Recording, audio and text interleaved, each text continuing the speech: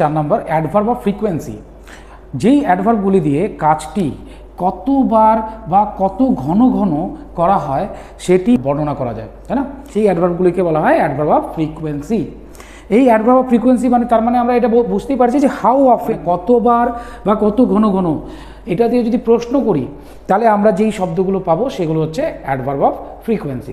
যেরকম দেখো, উইকলি মানে সাপ্তাহিক, ইউজুয়ালি মানে সাধারণত, অকেশনালি মানে মাঝে মাঝে, রিয়ারলি মানে খুবই কম, হার্ডলি মানে খুবই কঠিনভাবে, ডেইলি মানে সব সময়, টুয়াইস মানে দুইবার, সামটাইমস মানে মাঝে মাঝে, নেভার মানে কখনোই না, এগেইন মানে পুনরায়, অফেন মানে প্রায়, সেলডম মানে কদাচিৎ।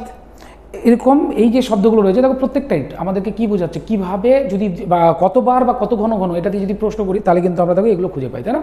যেরকম দেখো, হি সামটাইমস গোজ দেয়ার মানে সে মাঝে মাঝে সেখানে যায়। তাহলে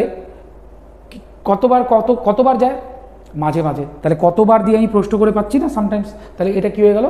মানে হাউ অফেন দিয়ে যদি আমি প্রশ্ন করি তাহলে কী পাচ্ছি? সামটাইমস। তাহলে এটা কী হয়ে গেল? একটা অ্যাডভার্ব অফ ফ্রিকোয়েন্সি।